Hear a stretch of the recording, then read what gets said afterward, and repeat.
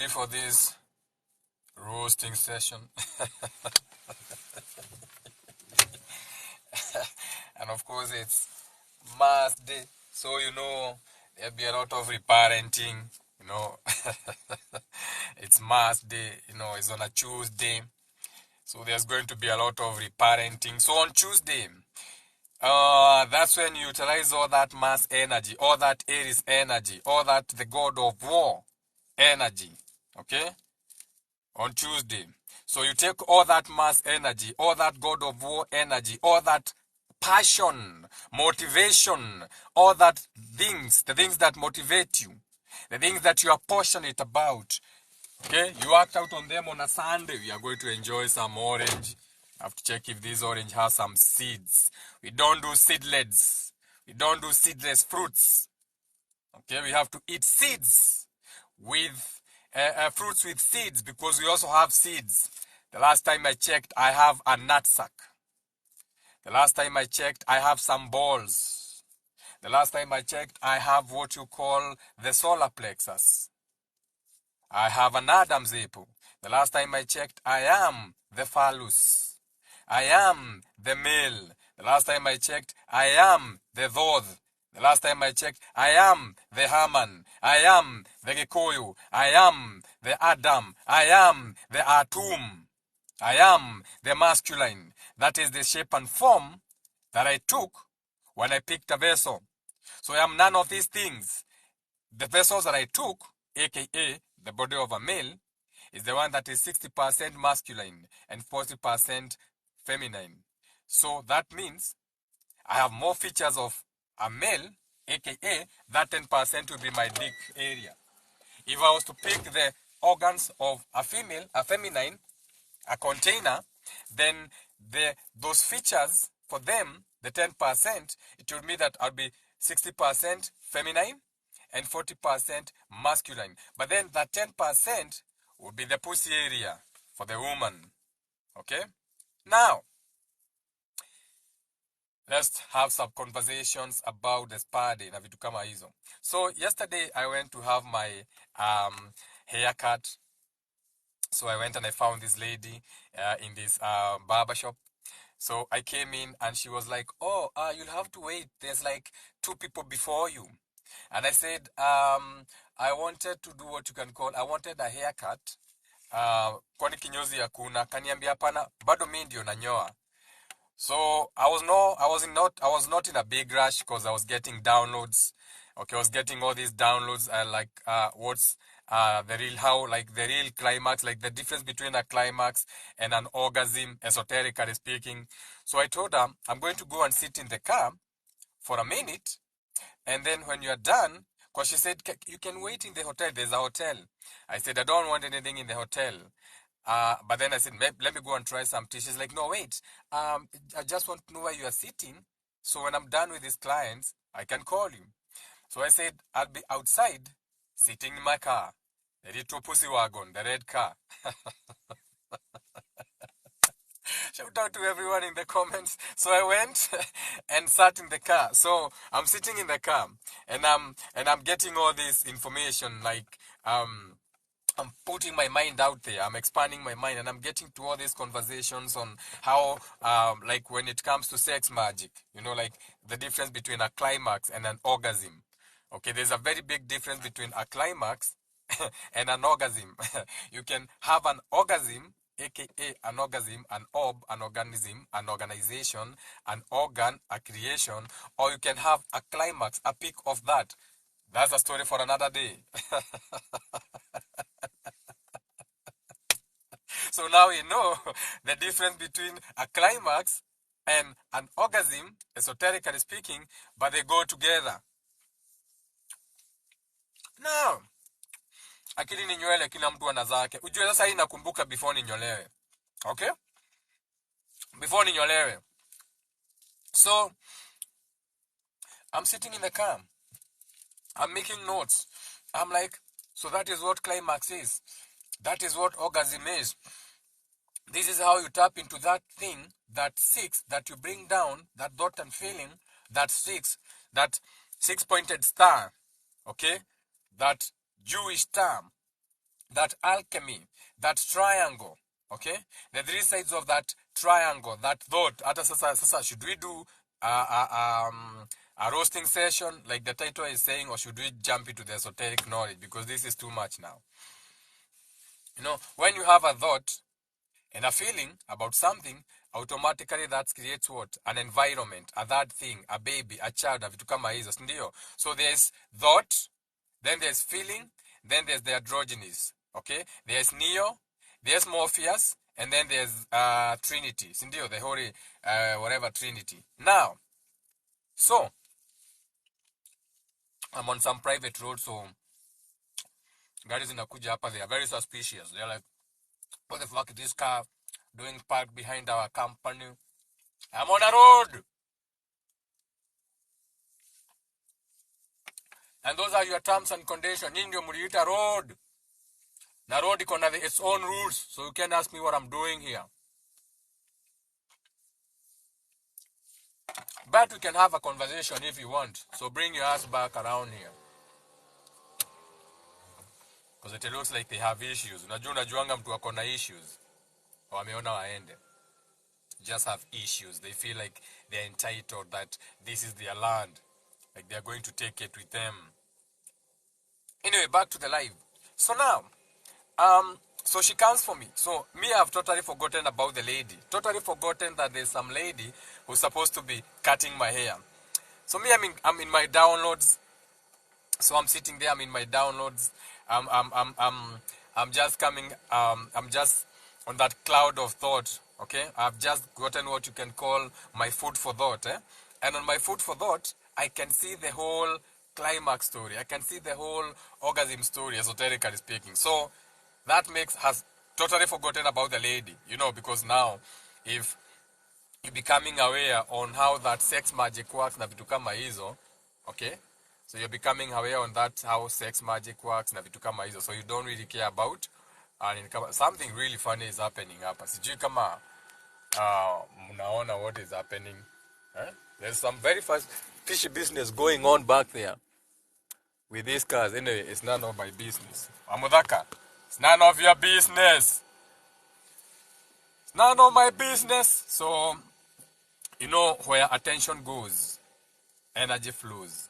Okay? So, the more attention I give them, the more energy I'm giving them. And when you know how much energy you have, or who you are esoterically, you ignore shit. They have left KCE 471A. Whatever bullshit they were up to, wameenda. Acting very, very nonsensical behind me. You know, you have to be vigilant, eh? This world, you have to be vigilant always. So now, shout out to Koimoguero, the lady with the most beautiful voice. The most beautiful voice on radio. She has a beautiful voice. Beautiful voice on radio. Now, maybe she can be your MC. Mnaweza mpea kakazi ya MC ya kuja huko Abambe. You can follow her. You can follow Koimogueros. She's right there. Follow her account. She's a great MC also. So now, the lady comes and knocks on my door. And I'm like, shit, what the fuck? What kind of demon is this? So I put my window down. It's at night. It was around 8. She's like, you can come now. So I'm looking at her like, I can come now? Like, am I missing the point here? Like, I'm out here just learning esoterically speaking what it means to have an orgasm, or to have, or the difference between a climax and an orgasm. And now she knocks on my window, pulls it down, and she's like, you can come now. So you see, my dirty mind, I'm looking at her like, I can come now? Like, and I'm thinking, like, how fast? Like, you know, they say the Lord works in mysterious ways. So I'm thinking, how fast has the Lord worked on me to go and try this climax and orgasm thing? Like, I don't even have to go home and try it with my woman. Like, and then it hits me. Oh, ni ule demu wa kinyozi. So, so mimi nikafuata kaambia okay, let me come. So I put my book away and I take my man bag. Nimemfuata, tumeenda kinyozi sasa. So tukaingia kinyozi, kaniambia you can sit down, there's another lady amemalizwa sijui kufanywa nini pale, braids whatever. So mimi nikakaa chini. So this lady There's a guy who cuts hair in that kinyozi, lakini alikuwa ametoka, unaona. So this lady, she's like, hakuna venye hii pesa inaweza nipita ya kinyozi. I'm going to take this money. So nikakaa chini yesterday evening, you see, I shaved my bald head. You see my bald head is shaven, eh? We gonna chase those crazy bald heads out of town. Kwa hivyo wacha nivae kofia just in case mko na Bob Marley hapa. So now nikaenda nikakaa chini, dem akachukua machine bana. So she's like, so how do you want your hair cut? And I'm thinking, I really like it very smooth on the side, and then where I'm balding, uache kidogo. You're all balding. Those people have been doing their witchcraft on the whole world so that we are ugly like them. Unajua ni akina nani wanakuanga na kipara? Shout out for the love, love back at you, decorating the screen already. So she picks the hair cutting machine, and the first thing she does, she goes for my neck. She almost takes my neck away. She's like, and I'm like, shit. And can you adjust the machine, please? And when I'm going to get my hair cut, I usually travel. Like whenever I'm having my hair cut, or whenever I'm on holiday, aka when you create your own holiday, when you feel like you're not supposed to be working, you should be creating your own holiday. Eh? Stop celebrating their own holidays. You should have your own holidays. Now, one day I'll go deep into the esoteric meaning of creating a holiday. So whenever I'm in a barber shop or in a spa area, when I'm having a massage, coming to think of it, I haven't had a massage in over a year. Shit, that is bad, man. I haven't had a massage in over a year. A good massage. Shit. Anyway, so now, whenever I'm doing that, I usually travel, okay? I usually that's the best time for me to do what you call astral projection. That's the best time for me to go into my imaginations and imagine. So most of the time, I'll be in another island, and even the person who's cutting my hair, wherever I am, it's them, but in my mind, I'm having my haircut in one of the most expansive or the most exotic locations. So before me, there's a whole sea, clear skies, clear blue seas, white sands with servants serving us the best meals, whatever you want. If you want a refill of your drink, a shot of whiskey, a cigar, whatever you're indulging in. There's beautiful women with bikinis, whatever animalistic state of being you can be to be imagining your desires. So I like being in my most comfortable position. But now this bitch is cutting me up, she's cutting my ears, she's the machine she's using, eh? Hii mazee ananichinja nikamwambia, hiyo machine nataka kuadjustiwa. Nikamwambia leta nikuonyeshe venye utashika machine. I used to cut ya kitambo. Wenye wananijua from back in the days, mnajua nilikuwa na kinyozi back in the days, eh? So I'm like, leta nikuonyeshe kushika machine. I'm like, shika hivi, upeleke hivi, juu unanyoa huku ukifika. She takes the machine, she's like, I like holding it like this. Let me tell you, the massacre, the machete she did on my head, the massacre. What? Man, that girl, she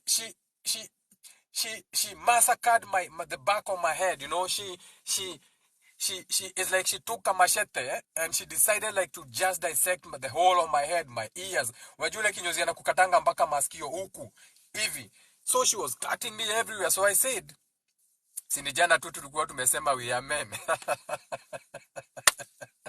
See, the boys are about to go and get circumcised. And we have that trauma where I've been told to man up and shut the fuck up. So I was like, Jenga, since you're now in this world, the 3D, you're among us the humans, act human and shut the fuck up and take the punishment. So me, I kept my mouth shut and allowed her to torment me. Let me tell you, I was traumatized. That girl traumatized me, like for real. She traumatized me. Now, so, did we hang or what is happening? Because there's no comment. I think we hung.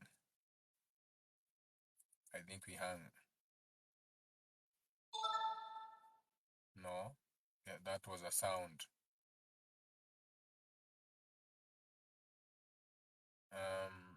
Silver Oi joined, or they are joining, or something is happening.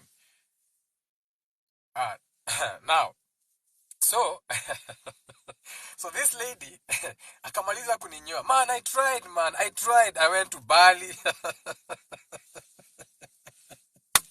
Bali ya kuku kalika. She's cutting my ears. I tried to imagine myself in Hawaii, and then I remembered Hawaii has burnt up, and I was like, oh shit. And then this is the weirdest part. So to my right, in her barber shop, kwa hiyo kinyozi, kulikuwa na speaker. Speaker ilikuwa inaimba nini? Ilikuwa inaimba sijui kama ni classic. Kingangi wanakuanga wapi na Maina? Whatever radio, Kingangi wanakuanga na Maina. Ndio ilikuwa inacheza to my right. Now to the left of the hiyo kinyozi, there's a club, There's a club. Sasa kusema ni wapi? There's a club. Na ilikuwa inacheza bongo. Okay? So this lady ananichinja na hii machine, And then to my right, akina Kingangi wanaongea na Maina, and they are talking about Simple Boy. They are talking about Simple Boy. So kwa hiyo masikio wakiongea nasikia, wakiongea na Simple Boy nasikia wakisema ile kitu Simple Boy anapenda kusema. There's a line he likes using that they were using on the radio yesterday, which was really funny. Ni line gani hiyo Simple Boy anatumianga? You can tag him. Someone tag Simple Boy here akuje asikie. Oh, fresh barida. Oh my God, it was fresh barida. So on this side, this lady is cutting me up. Amenichinja huku shingo, huku kisigino nini. Huku left, kunacheza bongo. On my left here nasikia yatapita. Sijui kulienda nini. And then on this side nasikia fresh barida. And I'm like, shit, what kind of kinyozi is this? And who is this lady? Who is this beautiful bitch that is, massacring me? Mazia menichinja na machine huku. So, and these two music, they came in, like, zilikuja zimeachana na a few seconds. So, fresh barida. So before I get to fresh barida, hii ndio ilikuwa inaimba yatapita. Because when she was cutting me, nilikuwa nasikia in my mind, I'm like, vumilia tu kidogo amalize juu ashaanza kukunyoa. Unajua sasa, vumilia amalize utoke. So hii ndio inacheza yatapita. So mimi niko hapo hivyo, I'm trying to imagine myself in Hawaii. I remember Hawaii band. I'm trying to imagine myself in Bali, but this cannot be a Bali experience. So I decided, okay, let me imagine myself in one of the best holiday I've had here in Kenya. So I'm like, okay, I'm going to imagine myself being at the Majlis, the Majlis Resort. Someone tag the Majlis Resort for me also. You can tag DJ Simple Boy. Let's play tag. Tag DJ Simple Boy and tag the Majlis Hotel in Lamu.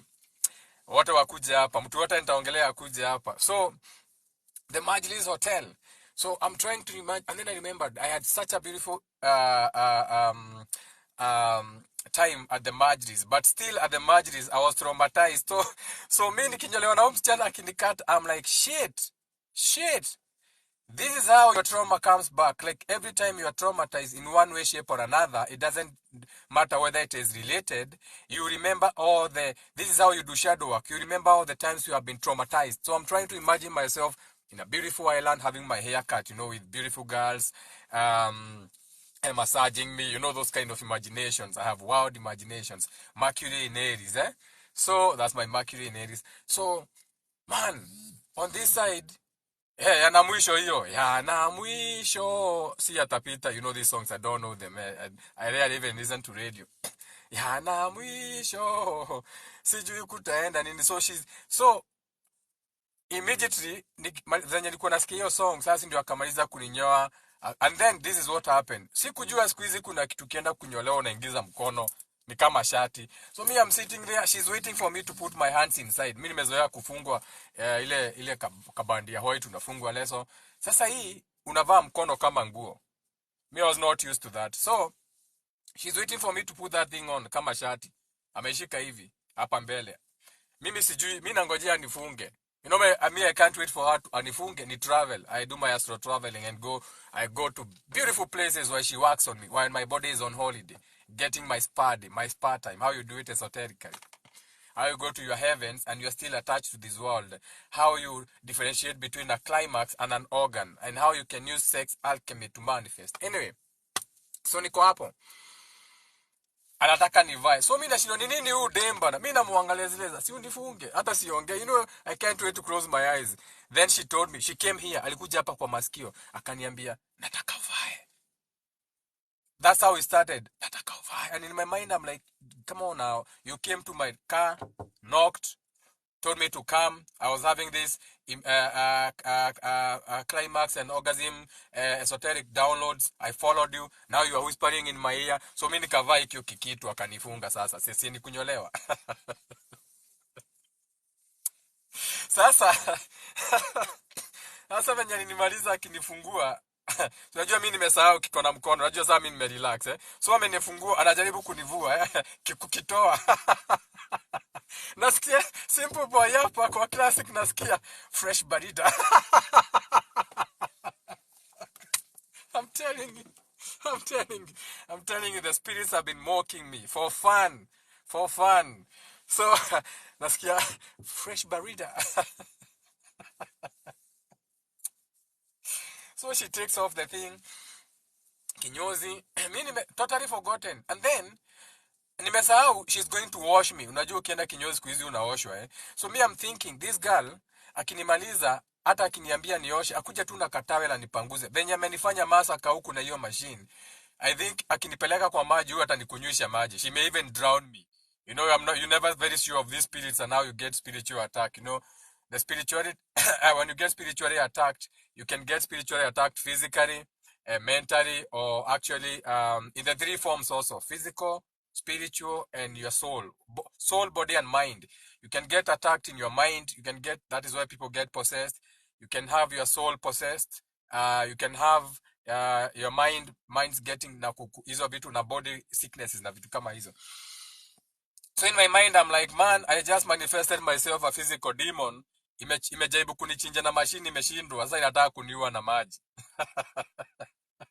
And then she's like, kuja nikuoshe. And she's very tiny. She's very tiny. She's a very tiny girl. So, when I got up, she's up to my navel, Nikale kasichana, ukikashika, kichwa iko hapa chini. The tiny one, the one you have to lift, maybe put them on a stool so that you can kiss them. But because even when you're bending to kiss them, wako chini sana. You know how we like, choking the girls as you're kissing them, ako hapa, ama unashika hapa, unaleta, buju hapa. Sasa haka ni kadogo, ni kataine, you'll have to look for a place, umekalea kwa freezer. Wakalisha chini kwa kafriza alafu ukakiss, ndio mkue eye to eye. She was a tiny girl. Now, so she leads me to the corner. Anaenda sasa kuniosha pale kwa corner. So we go to the corner. She tell me to sit down. She comes with a towel. Hiyo towel akaweka hapa. And I forgot something. Sijui kama niseme hii. Niseme? Wacha niseme. Sasa, ni kama before I got there, waambie tu. Sawa. Ni kama just before niingie kwa kinyozi, venye alikujia ni kama alikuwa ameshuta. So, ni kama hiyo kamshuto haiko imeisha kwa nguo kabisa. Okay? So even when she was cutting my hair, I could smell it a little bit. Hata hiyo ni one of the smells ilikuwa inafanya nisiende Maui. One of the smells ilikuwa inafanya nisiende Lamu. The Majlis at the Lamu. I'll give you a story of the Majlis also, how I got traumatized there. So now, akiniosha, nilinotice, akienda kunifunga nikasikia yako ka harufu na nini. So, ni kama, either she had eaten some bosho, and I'm not saying this in a bad way because there's nothing wrong with having gas. Sometimes you can be overwhelmed.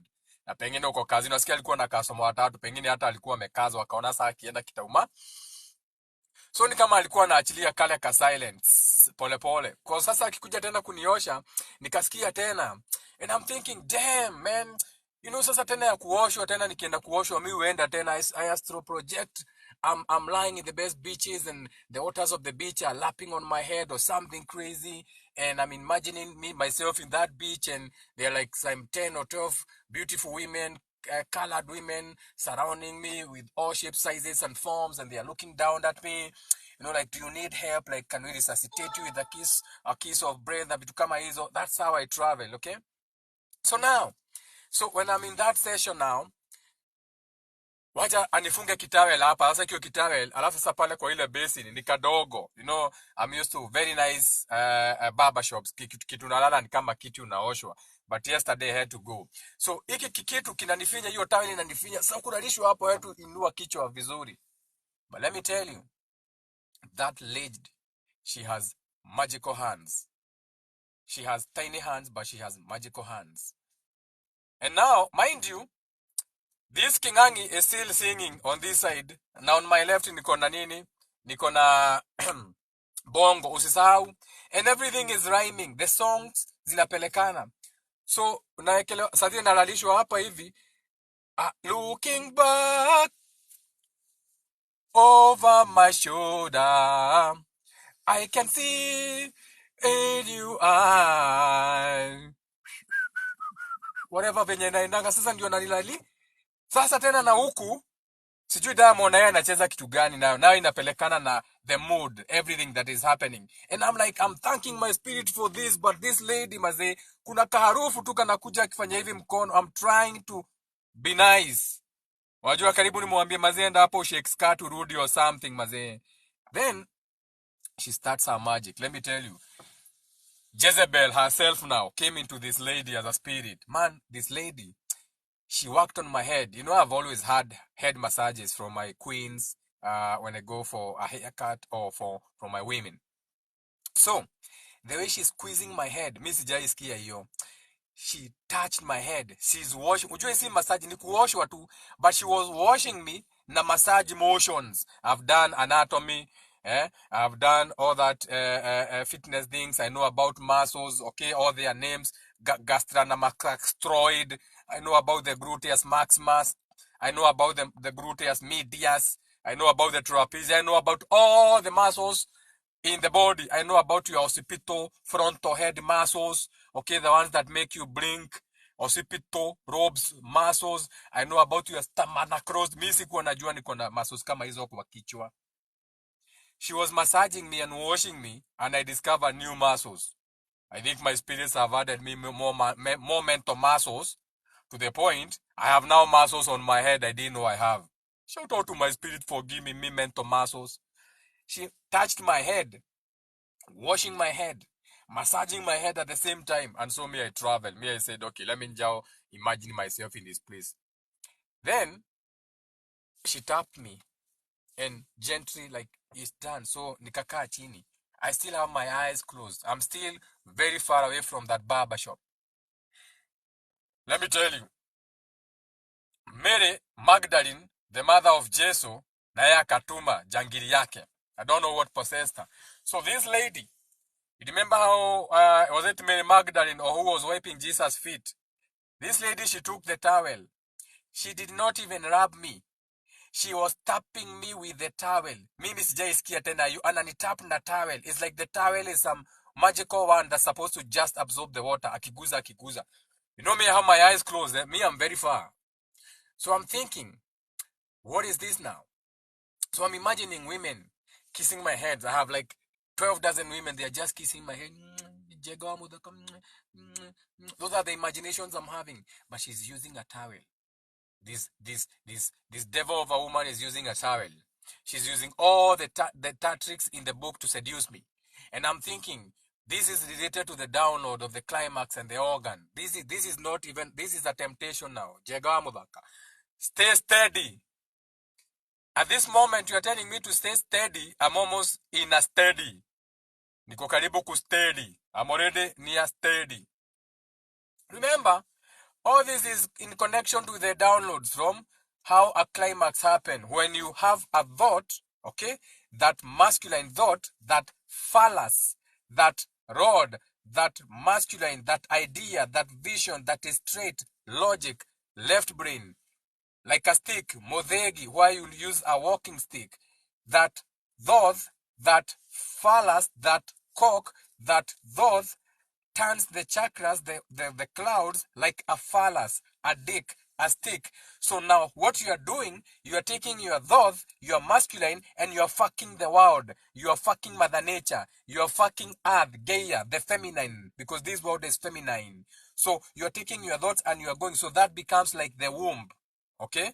that becomes the womb. That is why you have to get hard to go inside the woman to create. That is why sometimes you need to have very hard thoughts, aka food for thought, story for another day. So now, this Jezebel of a woman akamaliza kunipanguza na towel. Then she told me twende tukae pale kwa kiti. So tukaenda kwa kiti. Mind you, at this time my head is on fire. So unakumbuka alinichinja chinja tukianza, eh? You know she was cut. My whole back of my head is still on fire. So what happens? Baada ya kunipaka spirit, akaniambia kuja ukae hapa kwa kiti. So mimi nikaenda kwa hiyo kiti na nikakaa chini. Now, by sitting in that seat now, hiyo kiti ameniambia niende nikae kwa hiyo kiti, eh? Watu wa security wamekuja. Let me show you the security people have been sent to come and ask me question. How are you parking behind our factory? Inajiita Fireside Group. Let me show you. So I told you this is a very fishy road. Hii gari imekuja saa hizi. Umeiona? Fireside Group. Security wamekuja wamepark hapo. They are thinking, how do we approach an archangel? We don't know this car. First of all, they have to report the status. How many people are inside the car? We can only see one motherfucker eating an orange with a cup and some sunglasses, and he is not moving an inch. We have sent 3 cars, he is not going nowhere. Over confirm. The Lord works in mysterious ways. Now, so this lady now, akaanza kunimassage. Eh? Akaanza kunimassage. I'm thinking this must be Sarai. You know that woman who was married by that old man in the Bible. Eh? The old one. What was her name? She must have been very beautiful to seduce a man who was bent over, old and done and dusted. She must have been a looker. She must have been doing amazing things to the old man to be recommended, even by the other woman in the Bible. So now, she's massaging my head. Eh? So you know me, that the mind is a dirty thing. So my mind is very dirty. You think your mind is dirty? My mind is gutter mind. So she's massaging me, and I'm doing my astro traveling now. So I'm imagining these winged women. Okay, you know, like how you see the women with wings in the Brazilian what do you call those things? The Brazilian what? Parades. Unaonanga na manyoya. So I have these women with manyoya in the back looking like angels. Eh? Now they are massaging my head, and they are massaging my head with the most oils you have never seen before. Even the sun oil cannot come even close to them. Like they have these oils that are not in this world, but they're in my world, in my imagination, and they're massaging my head because that is how good she was. Then in my mind I'm like, nambona meni massage na janipaka spirit. Let me tell you.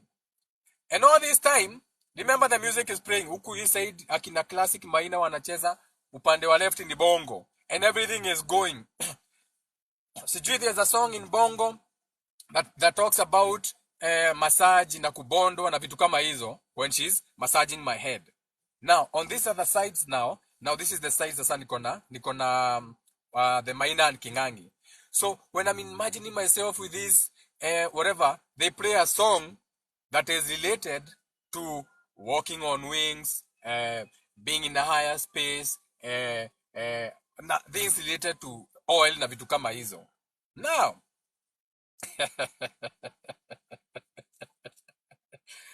shout out to that lady, that tiny lady, piece of a demon. She did an amazing job. She has gifted hands. She really tried to seduce this beast, this bodacious beast, this Taurus motherfucker. Anyway, now, food for thought. You have to eat some sun. The sun is a consciousness, okay? And consciousness is stored in fruits and plants, okay? As a liquid. So foods, plants, salads, greens is more like soul food. It's more like food for the soul. But the body needs energy. That is why we eat meat, because meat is the closest representation of something that had already become energy. Unasikianga akona nyama, meaning akona nguvu, all the way to having a big dick. It has to be big dick energy. Now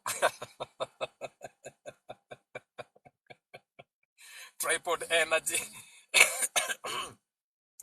Some of us are walking tripods.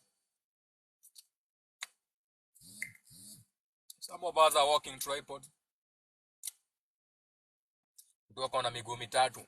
Eat fruits with seeds. So that when you throw the seeds away, you are planting for God. You are helping God become another possibility. The seeds can grow. Fuck GMOs. Back to the life. Don't do fruits with no seeds. Because they are going to program you to have no seeds. Not just baby seeds, but that is also how you don't have seed for thoughts. Everything is spiritual. Nini mukijua venye kinaendanga, you'd be amazed at how inaitangwa biological warfare.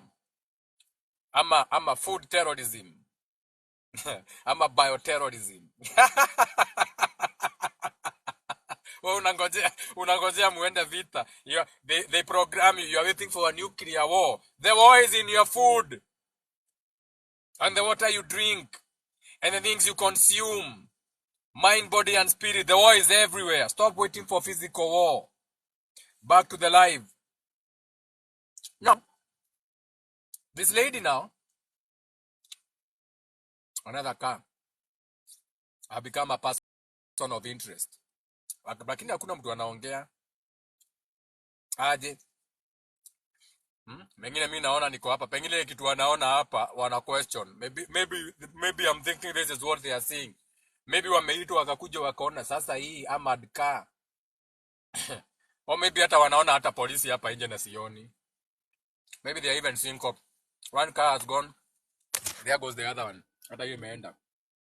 Fireside group of security. Follow your leader.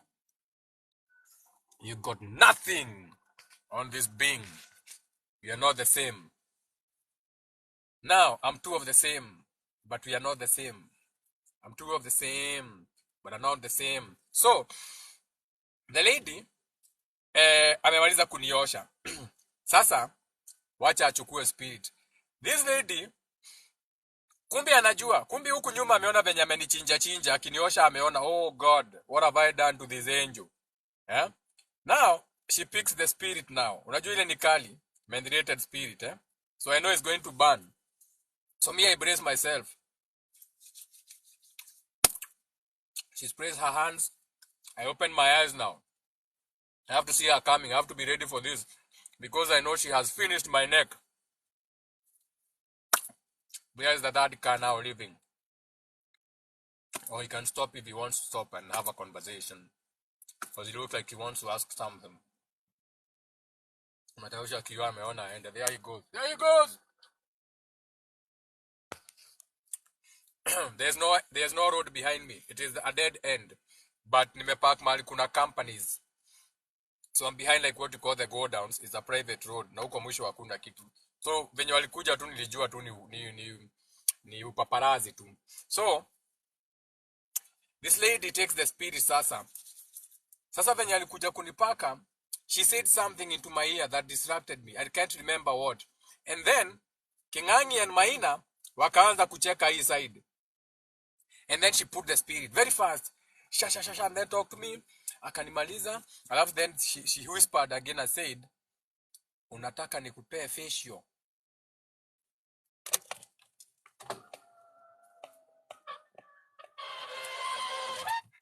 Umesikia?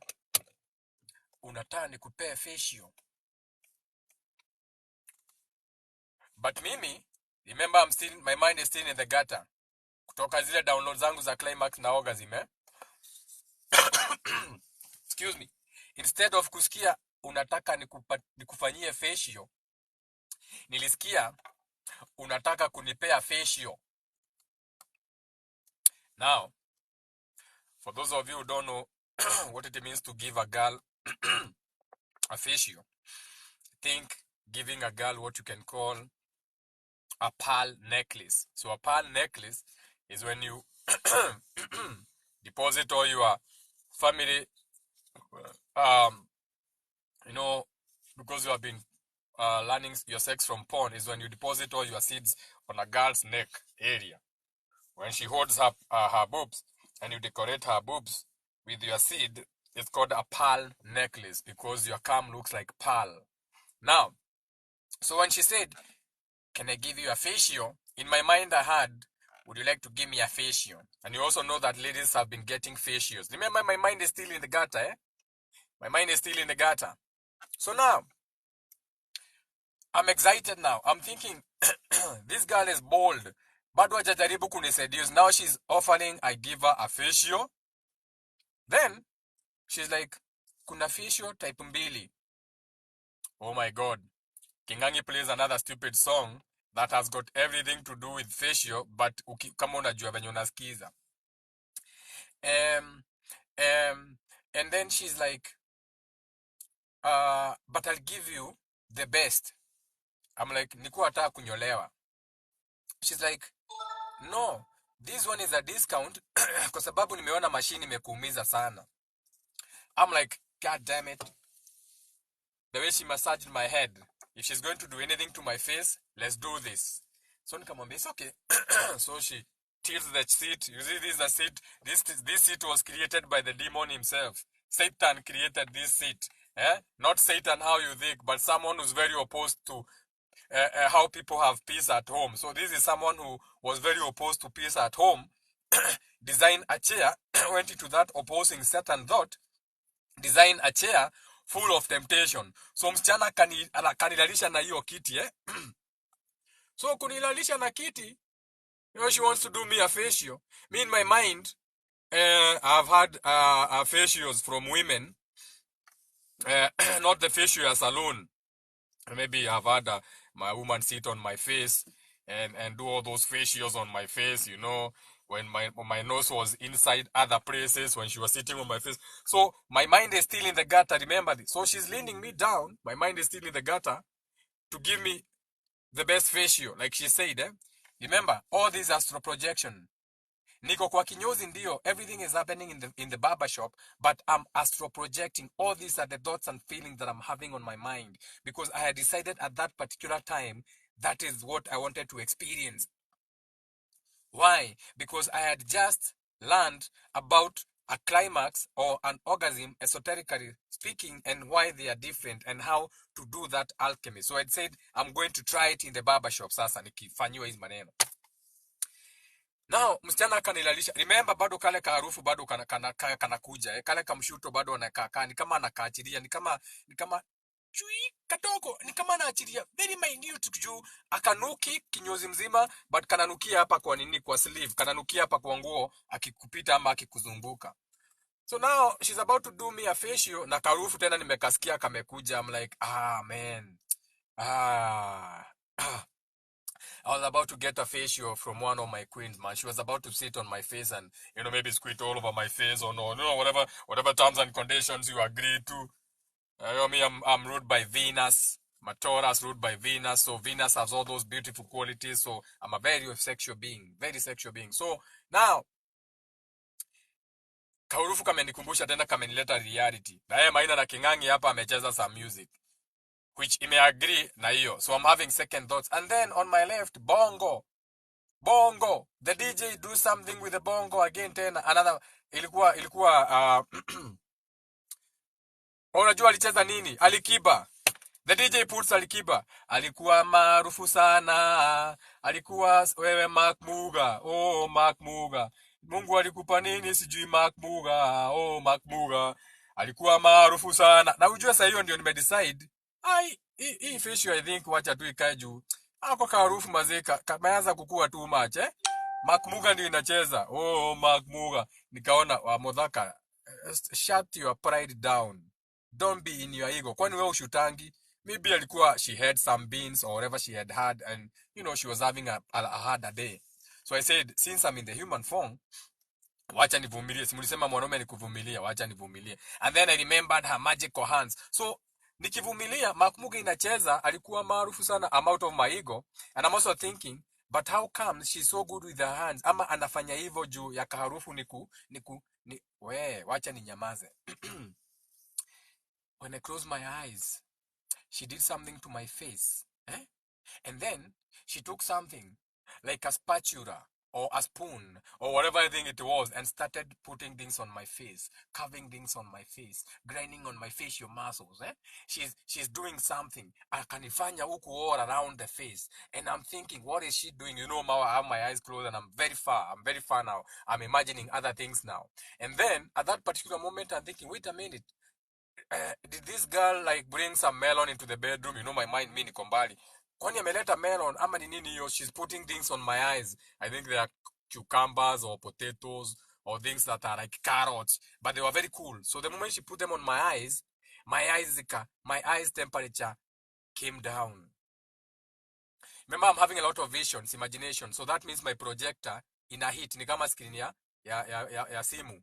So when you aliwekelea tu cucumber, sijui kama ni cucumber, wanya nafanyanga facial, I don't know what was that. A cucumber or could have been a melon because I could smell. Niko na smell vitu zinanukia kama melon. Kama melon, that scent, beautiful, nice, fresh, barida. Fresh barida bado wanacheka cheka huku na maina kageni, eh? Fresh barida. So now, when she put those things, they cooled my vision down, solidified them. So that they may slow down. They are crystal clear now. She has added ice. So now my visions are crystal clear now. Now, she grinds. Yeah, she was probably on her periods. Yeah, that was also a thing that crossed my mind. So now, she's using, if she was on a period, that she's a late boomer because based on the moon, she'll be the last women to, yeah, she's right there. The women who be having their menses last are the men who have their menses with the full moon. When you watamaliza when is today? Today is Mars Day. Yeah, by Friday. Yeah, she could be the late boomers. We follow the moon. Where wasn't the kunywa to Heineken? Oh, Madaka, let's go today for coffee. No, I'm looking at the moon. I'm like, I know you are red. And if you are not red, I know also where you are playing. I know you are ovulating. You don't care about me. Maybe your regular tripod is no longer around. So we follow the moon. Follow the moon, and you'll always be right. Follow the days of the moon. Leo ni tarehe ngapi ya mwezi? Ni mwezi upi uko juu? So now, she squeezes my face with that thing that feels like a spatula. And then she does something and cleans me and then applies something else that solidified on my face like a plaster or something like that. Okay? So so when we are there, I'm lying there. Then this daughter of Jezebel, the most beautiful daughter of Jezebel in my dream, she moves back and she starts, or instead of using like a blow dry, she starts blowing air on my face. I don't know what she was using though. In my mind, I'm in the Pharaoh's chambers and they are blowing those things in the Pharaoh times. You know those big fires, Ronanga Kina Michael Jackson or the Pharaohs would be blown. So in my mind, that's where I am. I've astro projected from the Kinyozi. So they are blowing these things. I'm in the valleys, I have all these like concubines surrounding me, and she's blowing this thing, and she's going hard. She's going hard. She's going hard. And so I didn't know that that is the thing that was now making my mask hold on to my face. So she's going hard. At this particular moment, my ancestors are looking at me like, come on now. Like, Wamudaka. Like, seriously? Like, are you getting a facial? Like, what kind of self-care is this? Like, what is wrong with you? And in my mind, I'm like, fuck you, my ancestors. You are too hardcore. Me, I like the soft life once in a while. So at that particular moment, one of my ancestors in the picture, ni kama ile scene ya Black Panther, she throws her shuka on her shoulder, and they start moving now. Okay, so they start to go.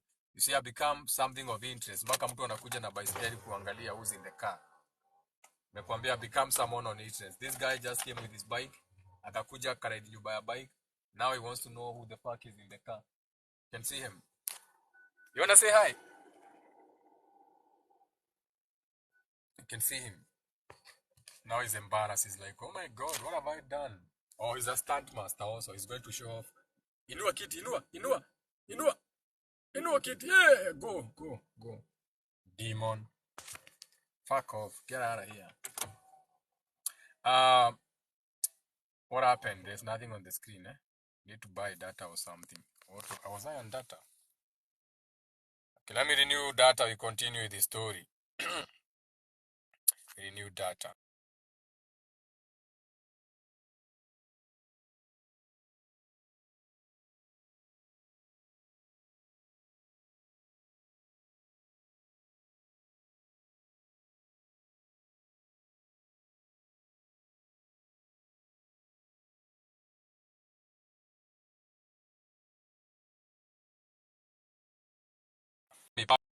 I don't know what they are seeing. People have different realities. So now,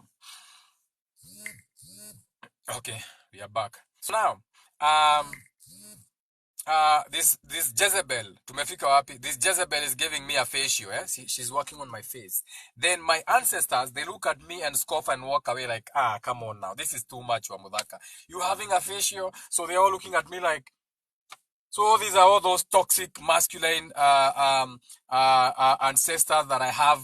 Okay, so they're in that toxic masculinity like in Andrew Tate and Kibe, where they don't have the divine masculine. They have not healed enough to embrace their their feminine side. So as he throws his shuka and as he's walking away, this lady bashes me in the head. Na hiyo kitu walikuwa wananipea now, bam, like to wake me and to come back to the world. And so I'm jolted back to reality.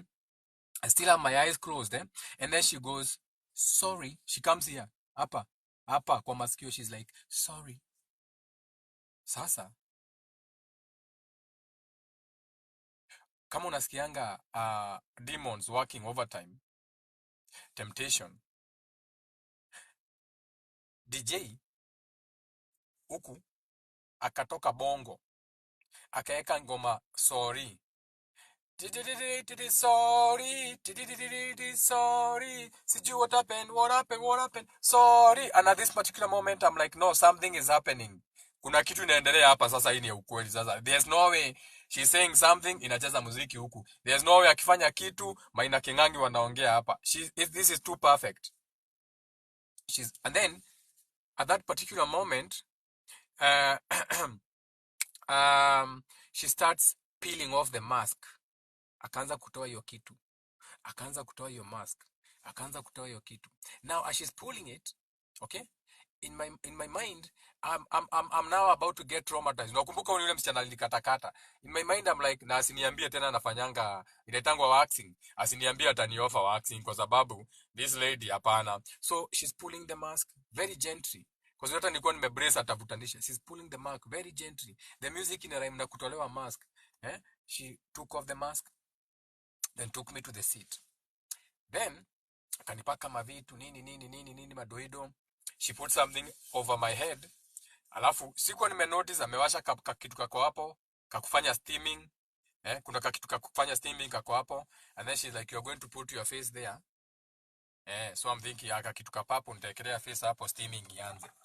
So akani adjust kiti nikaingiza face yangu hapo. So automatically I'll close my eyes and enjoy the steaming. I'm about to go very far. I'm about to imagine my own things. Then venye tu niwekelea face hivi, kumbe mtu anafunikangwa na towel na siku anajua. Remember, my mind is in a very dirty place. Okay?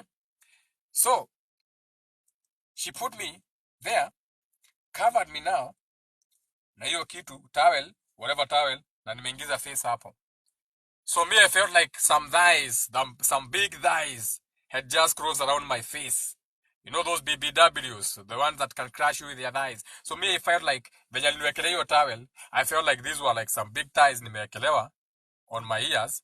And remember, hapa mbele, face yangu imeingizwa kwa kitu in the steam. So in my mind, I feel like I'm between the thighs of a very huge woman because the heat is coming from this thing steaming, but the heat has no smell. It's just steam.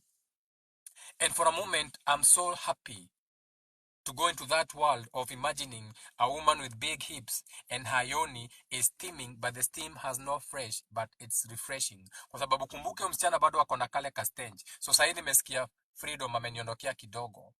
Then, the mind is a dirty mind. I decide to open my eyes. So I open my eyes and I'm like, oh shit, aka kitu nikapapo. And wait, kakona tumata hapo ndani. And then I look inside, kuna tumashimo. Na uto tumashimo tunatoa the steam. So nikiangalia hapo ndani, kwenye steam inatoka, I realized that hiyo maji ina boil kidogo. The water is also a little bit like, you know, bubbling kidogo. So in my mind now, my mind is in a dirty place. So I'm imagining, imagine this big thighs of a BBW. And sasa uro tumaji tuna steam pale, tumerukuturukia. So I'm like, Jagamo, I come back to the world now. You too much. You're going too far in your mind. So I come back to the world. I look at the waters and then I close my eyes and enjoy my steaming session. Then she comes, I don't know after how long, akanitoa, akanikalisha chini. Akanipanguza, akaanza kunipaka mavitu, and it was beautiful. It was a beautiful moment. And what I did is that when I was in that moment, I took that moment to do what you call do some shadow work. Okay, I took that moment to do what you call some shadow work or some healing session for myself. So yesterday, we remembered the difference between what you call an orgasm and what you call climax in what you call today's language or our language down here. However, that is not the subject for today. So for today, we are going to talk about where is this now? What is this? Numbers in my pocket.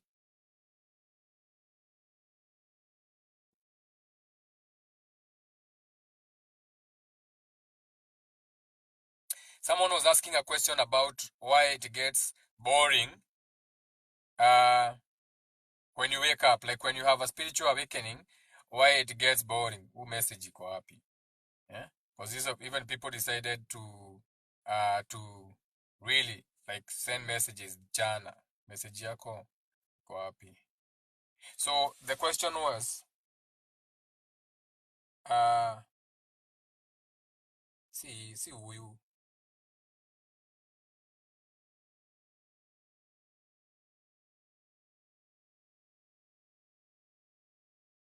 Si huyo. No, that was not a question. This is why I like deleting your messages, because sometimes you send so many messages. But sometimes when I delete messages, again I delete messages. Sijasoma. How we attract healthy people in our... No, not you. It was not you. The consequence of their own actions, not you. Yeah, it was this one. Who was talking about fighting. They're always fighting or running away. So now, when you are in a chaotic relationship, when you are still in the matrix, when you still don't know yourself, you're still acting out, you're still doing things without knowing why you are participating. Now, when you're stuck in that route, there's a lot of what you can call fight or flight instances, whereby the stresses that come to you, you are either feeling to run away from them or to fight them. And this is how a lot of people are nowadays. So what that does to your body is that it produces a lot of what you call cortisol. So cortisol is what you call the stress hormone. So when you're constantly in a shape and form of flight or fight, either fight the system, fight the whatever is happening because you can't seem to get into life, or flight, that is run away because you are overwhelmed, your body constantly produces what you call cortisol as a hormone, and what you call adrenaline. So adrenaline is that energy that you get when you want to run, and you can even jump a fence. Watu wanakuuliza uliruka aje fence, unasema si kujua, is because your body was pumped full of adrenaline from your glands, the adrenal glands na vitu kama hizo. Your body is an amazing thing. So now these things, when you are in a stressful moment, they are very constant in your body. You are constantly in a fight or flight mode. So you are constantly having cortisol in your body. You are constantly having adrenaline in your body. And this is even why men can no longer fuck these days, because you are so overstimulated that when you need that action for other things, you can't find it. It's no longer in your system. You have not been storing it. So now, when you are coming from a healing position, when you are so stressed, when you're in the life, when you're in the matrix, when You don't know thyself when you're stuck in all these pillars and you're lost in them. You're lost in work. You're lost in the system because you can still work the system, but now you know what you're doing and you're rocking them to sleep. So when you're in that state, subconsciously, because you don't know, okay, you are only in that position and the body is doing that to keep you alive because you like yourself. So you are maintaining that to keep you alive. The guy with the bike came back. So by default, your body is full of adrenaline and cortisol hormones every day. Uko in traffic, you have a lot of cortisol, stress hormones. Okay? You are in an office, you feel like running away or attacking something. So you have a lot of adrenaline in your system.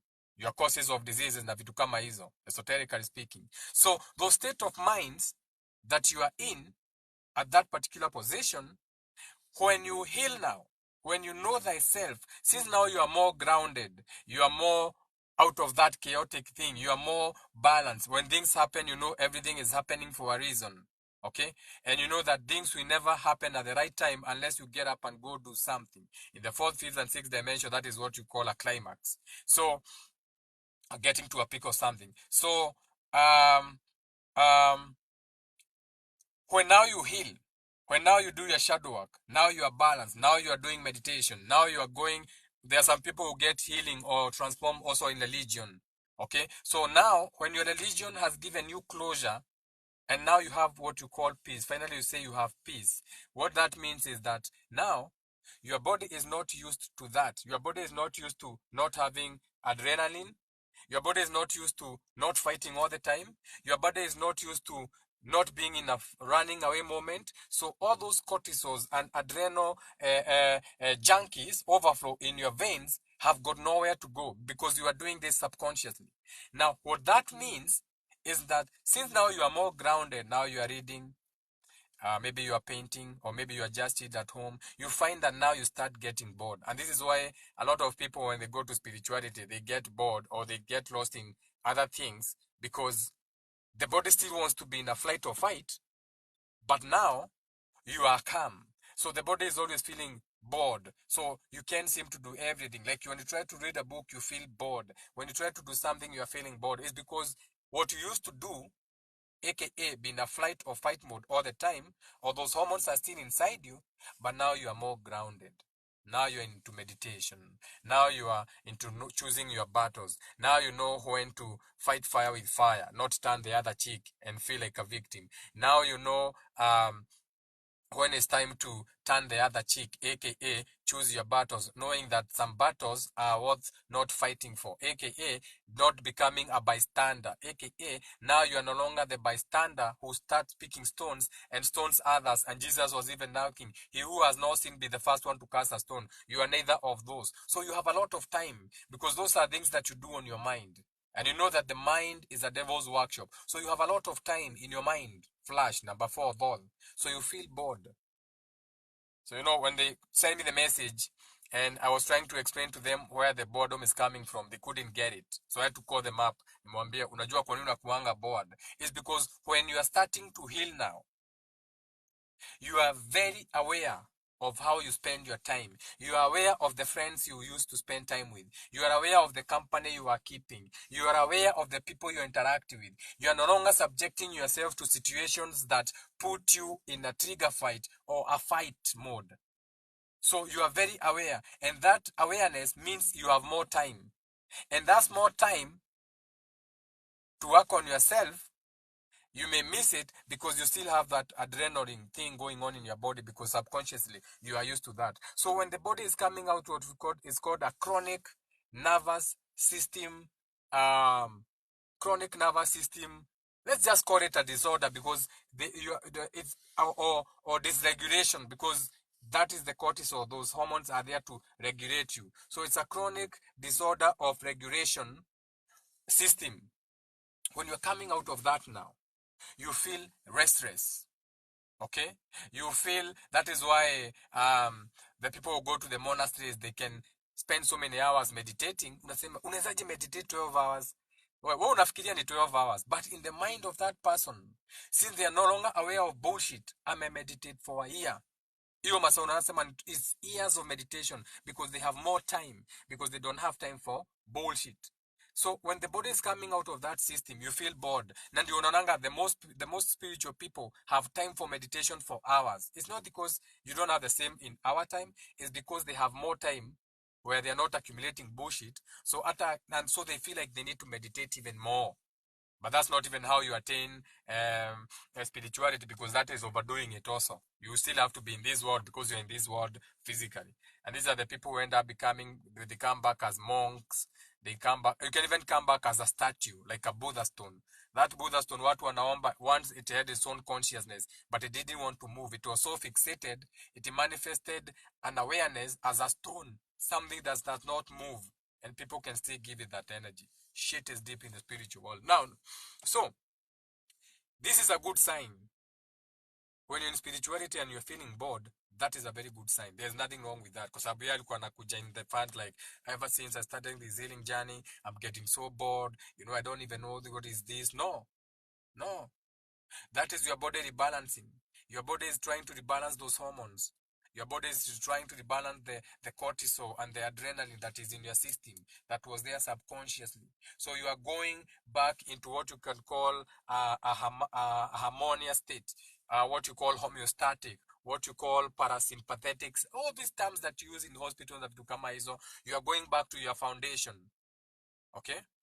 You're going back to your foundations. This person also asked me the same thing yesterday. What are your pronouns? With the same emojis yesterday. This is someone who's just bored on the internet. So they get hard out of trolling strangers. Remember, uni mtu hatujuani hata kidogo. We don't know each other. We are strangers on the internet. They asked the same thing yesterday. What's your pronouns? With the same emojis, like looking like a duh. So this is someone who has a lot of time. Okay? They have a lot of time for bullshit. So they have time to troll people they don't know because they feel like they are important. So this is someone who lacked parental love. So they are trying to self-soothe. They are trying to attract attention. Duh, I'm here. What's your pronouns? Duh, I was neglected by my mother. I was dropped by my mother. Duh, one day I had a nappy rash, and instead of my mom changing my nappy rash, my mom, who was a single mother, had a boyfriend come over to fuck her for some food, and I was left in my diapers, and they got soiled. Duh, here I am. But I ignore them. So boredom is healthy. All you need is to know how to balance these things. There's nothing wrong with boredom, because when you're going through that boredom, it is going to get you some time to get used to that. It is going to get you some time to get used to that boredom. But you have to know that that boredom is coming because you are subconsciously trying to balance yourself after coming out of a state of always being under a fight or flight mode based on the world that we are in today. Sindio? You see, now he thinks I'm hurt. Doesn't even know how people are hurt. Now I've just given him attention. Now he's up. It's an honest question. Why but hurt? That's not a question. What's your pronouns? What's a pronoun? And what's up with the emojis? You could have said what your pronouns and put a question mark. Sasa. So now, what do? So you use your downtime. Hii ndio mnaitanga downtime. Mwana bado mtume gari ingine bona. Huh? Huh? Mpaka pikipiki. See, now they even sent a pikipiki. It's going to turn around. Let me show you that pikipiki. Ameenda wapi pikipiki? That pikipiki back there, hakuna mahali ataenda. Atapark 1 minute and then it's going to turn around and keep moving.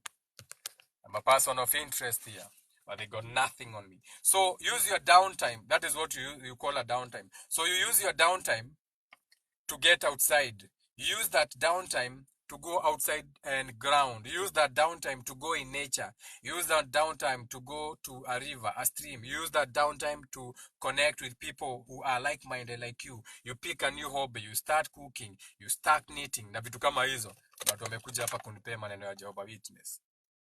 We are going to have fun with them. You want us to have fun with them? How are you? I am fine. Yeah. I am Uma. Uma? Yes. Okay. Na Uma anafunzi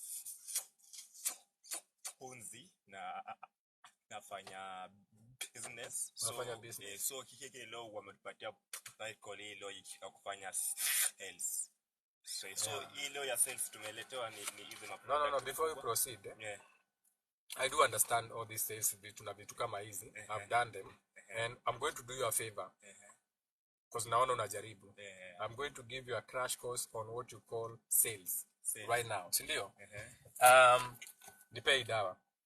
First of all, niambie where you are Uma, you give me your explanation and everything. Na bado at the same time unaona uko na speech problem, which is not a bad thing. For the speech problem, you go to your zodiac sign. You know what is your zodiac sign is? You go to your chart, the day you are born, and the month you are born, and the year you are born. Then you check where your Mercury was. So ukienda kwa zodiac itakuonyesha your sun is what I'm seeing, Uma. Your moon is how you react after I give you this free crash course on sales. Then your Mercury is how you communicate. You see when you're Uma. So find out where your Mercury is in your chart. Okay? You don't have to pray about it. You don't have to go to hospital about it. When you find where it is in your chart, your Mercury. Mercury is how you communicate. Mercury is also how you learn things. Find out what planet it was. Juu hiyo ndio iko na shida. Ni sawa? Away from that. Now, unauzaje hizi? Hizo zote nitakuza kwa 119 bob na hiyo juu ya ile shilingi moja hapo juu saa Kenya hiyo shilingi moja ina value tu sana nitakuongezea hizi utaniongezea hii. Nice. Now let me show you how we do it. Umesema hizi zote mbili utaniuzia 199 bob. We 199 bob. 199 zote. Alafu kaniambia juu unajua uchumi wa Kenya umeharibika. Hiyo shilingi iko juu nimesave utanipea discount hii, si ndio? Ndio umeniambia. So for 199 napata hizi mbili na hii. Si ndio nasema? Now let me teach you how to do this. Okay? I used to do this. Ni hata nilikuwa nauza raffle tickets. Sasa unakuja, wacha best yako asikie. Acha hata kwenye hapa kidogo. Bring your ass here so that you also learn. Kwenye huku. I want you to teach you how to sell these things. I've done sales, okay? Hizi vitu tulikuwa tunaenda kwa kampuni tunapewa. Tunachajiwa, tunaambiwa, who are we? We are rhinos. What do rhinos do? They charge. Mnatoka hapa huko nje mnaenda kuuza. Unakuja unajiintroduce hiyo majina fancy. I'm this from this company. Imoja, I'm buying this and this and then I'm getting this at a discount. That's bullshit. You want to sell this thing? Enda soko. Siaje yako ni kuuza upate what do you call it? Upate commission. Enda soko saa hizi. Unashika hivi. Unapatana na mtu unamwambia pata dawa na omo 100. Wacha maneno mingi. Dawa kubwa 100. Fanya hivi. Si watoto wanarudi shule. Hizi hata ungekume maliza. Ungekume time watoto. 100. Leo hakuna watoto wanarudi you are too late. But sasa hizi ukiuza ukikuja uambie mtu ati hizi mbili 199 mtu atashindwa sasa. Hii si ambia mtu ni 100, hii ni 100. Pata dawa na 100. Na omo. Na kuongezea omo. Na hata ukitaka mbili wewe mama chukua wewe unaoshanga. Wewe mzee shika hii dawa na 100 au uosangi kitu na sabuni. You are going to sell karibu na soko, urudi kwa ofisi. But hiyo I know that is the language of business. I'm this. Na hii tai utupe kwanza. Hii tai hata inafanya usinunuliwe. Watu wataona kama utawaiba. Na hii bahasha. Toa tai weka kwa bag. Fungua shati, kunja shati. Unaona Obama anakunja mkono. Yes we can. Look like you mean work. Kunja mkono wewe unauza nini? Hauko kwa ofisi? Kunja mkono, shika dawa hivi. Toa tai weka kwa bag. Dawa ni 100. Pamoja enda upote mama hapa kwa stage. Hizi utauza ziishe. Enda pale Gitaro wa mama wanangojea gari wanaingia gari. Wanaingia gari wakienda wapi? Pale Gitaro. Wanaenda Limuru, wanaenda Naivasha, wanaenda huko. Na huyu mtu alisahau kununua dawa ya meno. Enda usimame stage. Pale Gitaro, gari ikisimama kwa dirisha mama ni 100. Hakuna mtu atakuuliza. Na uko na hii bag na uko na hii. Na uko na barua kwenye umetoa kampuni. Hizi nauza 1 hour. Flat. If I was not doing a video, I would have shown you live. I don't use the toothpaste. My toothpaste natengenezeangwa na one of my women. Anaitwa Hamosa. Hamosa Foundation. From hot to mkubwa. Bro, what I've given you is worth than even buying what I was buying from you. Okay. Go and check Mercury in your chart. After you check Mercury in your chart, utajua where the speech problem came from. Toa tai, kunja shati, wacha hiyo unasikia? Bora uuze. Wacha madoido ati white collar ati you want to look as a salesman. You are not a salesman. A salesman is someone who sells. You are not selling. You just look like a salesman. Auzi.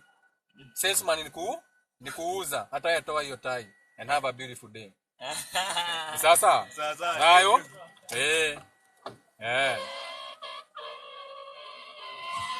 I'm not going to help him. You remember the last time we used to buy these people chai, watu wanatuma nini? Watu wanatuma M-Pesa tunanunua chai. Why do you want to help me? Simunitumie mimi M-Pesa.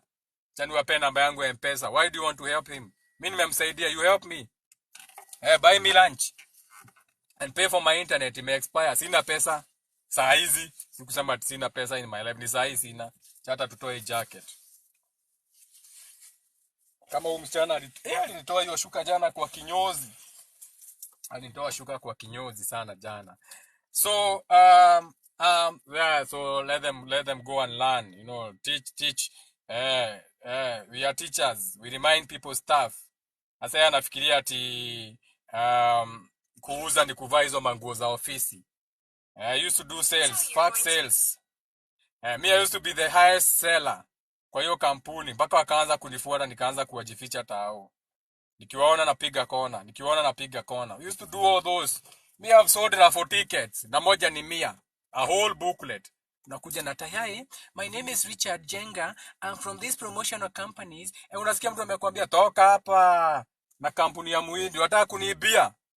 Do you know how many you only have to talk to 3 people in Nairobi to move from 90 feeling like you are 90 to feeling like 10. Unaenda kuambia mtu excuse me, wewe ndio mnaekeanga watu dawa na uko na mashuti mbasa. Unaenda kuambia hi excuse me, my name is wewe ndio mnampigilia watu marashi huku wanalala. So I was like, now how do I do this now? So I went and I looked at myself in the mirror hapo Hilton. Kajiangalia na kioo, I'm like, what is wrong with you motherfucker? Watu wanakuogopa kwa nini? Nikaanza kujiona nakaa pasta. Najua pasta ni waizi. Nikaanza kuona nakaa broker ya mashamba. Pia wao ni waizi. Nikaanza kujiona nakaa helicopter ministry. Nilikuwa nimevaa kiatu sharpshooter. Helicopter ministry pia mnajua hiyo ni another wizi. I decided I'm going to look totally different. Nikaanza na tai, nikatoa hiyo tai, nikakunja nikaweka mfuko, nikaona bado haikuji. Ni nini? Oh, ni shati. Nikafungua shati mikono, nikaona nakaa Obama. Yes, I can. Nikaona bado haikuji. Ni nini? Nikantak shati nikaachilia. Nikaona kuna kitu imebaki. Nini? Nikaregeza kifungo. Nikaona kuna kitu imebaki, nikaangalia nimeshika nini, nikaona niko na mabahasha za kampuni na kitabu na vitu za kuandika. Nikatoa bahasha nikatupa hapo. Kwanza dumping Nairobi. Nikaona nitashikwa, nikaanza nikaichukua. Nikaenda nikaweka kwa hiyo kitu ya kutupa hapo bus station. Nikashika rafu ticket yangu hivi na karamu. Nikaenda Railways. Ilikuwa Railways. Choya namba 8. Nikachukua gari ya ngumo. Ikanilipisha 20 bob. Ikaniweka Kenyatta, stage ya Kenyatta ya hospitali. Nikashuka hapo. Nikaanza na wagonjwa. Wakishukishwa matatu. Mama, niko na rafu ticket hapa. Hii rafu ticket unaweza shinda pesa fulani. Hii rafu ticket ni 100. Unaweza kuwa umekuja kuona mtu hospitali hata hujui utamtolea pesa wapi. Si unaweza bahatisha hiyo 100, unaweza pata ama ukose. But imagine ucheze rafu ticket, ukule 10,000 ama 10,000. Si unatoa mtu wako hospitali mama, utachukua ticket ama utaki. Mama mimi nakusaidia. Unajua unaweza pigia mtu wa familia na akosa kusaidia mama. Wataka nikusaidie. Unasikia nipe 1, nipe 2. I sold 100 booklets. 100 pages. One booklet had 100 pages. Nikauza moja ikaisha. In 2 hours. Nikaigia gari ya ngumo. Nikalipishwa 10 bob. Nikanirudisha town, nikarudi kwa ofisi. Nikamwambia nipe booklet nyingine. Ndio hii pesa yenu. Wakaniuliza umeuza wapi?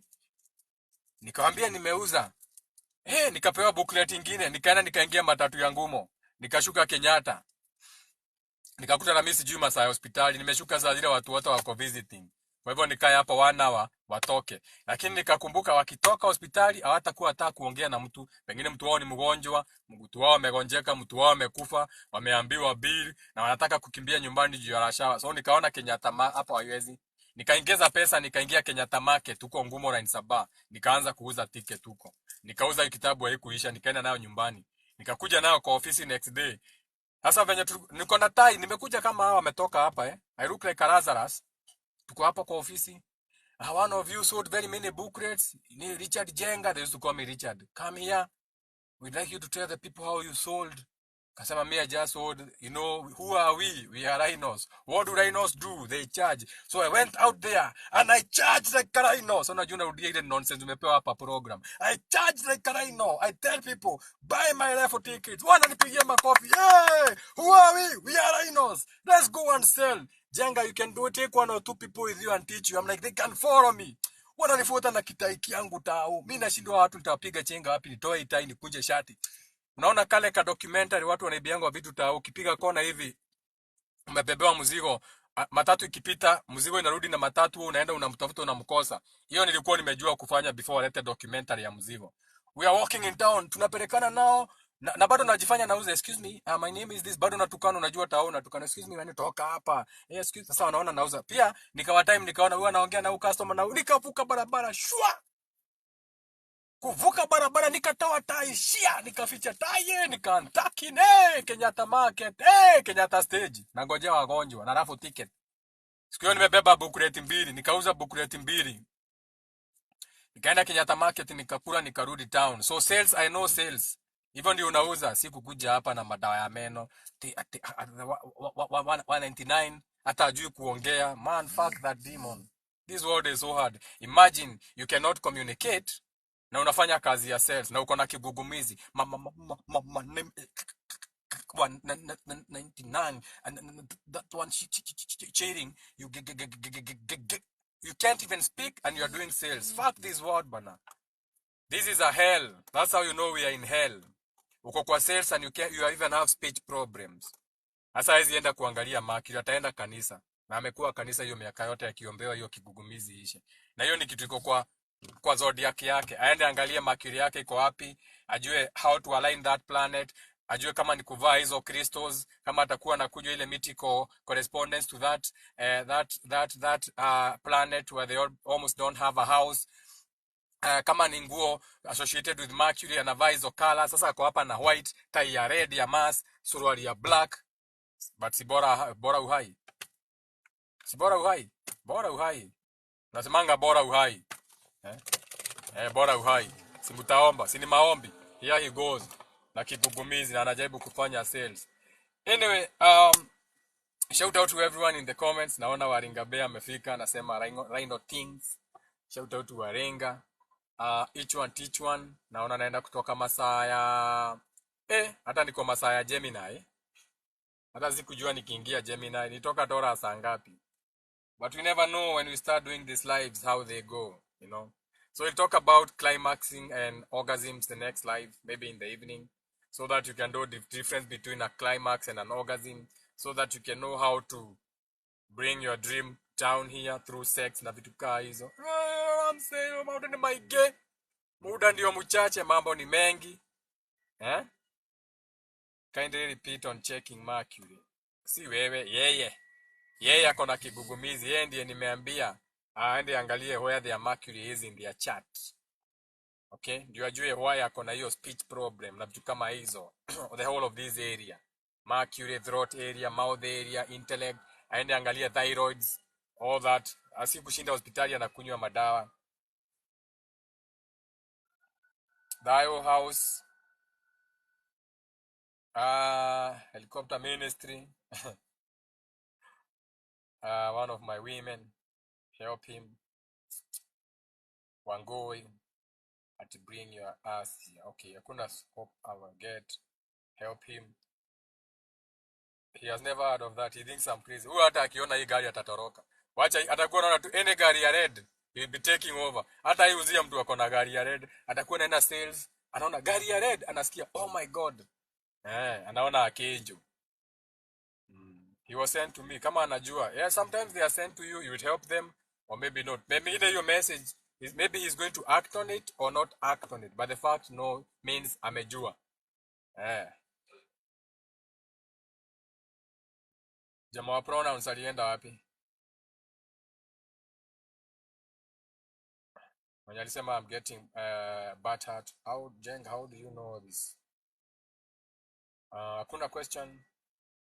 Uchapabangi, now this guy next to a river would be extremely interesting. You have no idea, especially when you have grown yourself.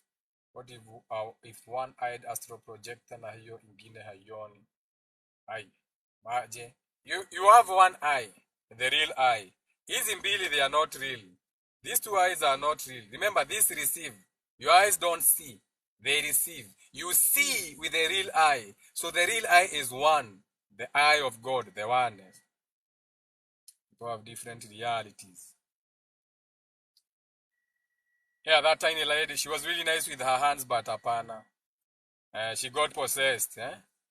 She got possessed. You know, the demons were like, let's jump into this cloud of dot form. You know, when you get downloads, you leave a trail. When you umesikia msichana alikuwa ananuka mshuto, even when you go into esoteric clouds, you unatokanga hapo na castench. Uko na castench, umetoka the spiritual world. So other spirits around here, they like to attach to that. They want to attach to that imagination that you are bringing down here. And if you're not careful, you can get possessed. Or you can have people who attack you spiritually and get it for themselves. Okay? And they come to you sometimes in whichever way possible. Like that lady. I'm very sure. No, I'm not sure. How do you respond to someone saying they are hurt because you are apathetic to them? Rogi, you should have a conversation about your girlfriend, man. Or your women. You're having issues with your feminine side. You should have a conversation. You are not balanced. Okay? It has got nothing to do with the women outside of you. It's all about you. Balance your feminine side. You have to do some shadow work. Your girlfriend not saying thank you for the money you give them. All these issues you're having with this girl or girlfriends is because you're not balanced. It has got nothing to do with your girls. It's all about you, Rogi. So, Rogi, you need to do some shadow work. I've noticed your question. You need to do some shadow work. You have some trauma somewhere that you need to check that is triggering them. But a trigger is a good thing. Remember, I said to be triggered is a good thing because when you're triggered, it means you have no memory about that thing. You have no memory on how to deal with that, so you are triggered. So a trigger is a good thing. A trigger is healthy, just like boredom. Welcome to the esoteric channel where we tell things like they are, not how you want to hear. Not what you want to hear. It is what it is. Yeah, so do have a beautiful Tuesday, Mass Day. Do a lot of reparenting, do a lot of healing. Use all that passion, anger, aggression, motivation from Mass to shine it on the things that you want to heal from. Take all that anger and shine it there. And take action to inaitangwa mitigate ama meditate that. Meditate or meditate or to address that. You know, it's just language. My Mercury in Aries, fuck the language. I am the one who creates language. I don't care about your language. Any language for that matter. I only care about the language that I can cast spells in. And sometimes I have no language. So sometimes I go to my Psalms. AKA sometimes I speak in tongues. Not the tongues in your Bible. Apana. Language never heard before. On any ears. It's in your Bible. Things you have never heard before. Things you have never seen before. It's in your Bible. It's in your storybooks. That's why they used to tell you, read your Bible, pray every day. Not pray, P-R-A-Y, but P-R-E-Y. Go after those dreams. We hunt spirits. We are not the same. We eat spirits. I eat stars. I eat consciousness. I eat spirits for dinner or for breakfast.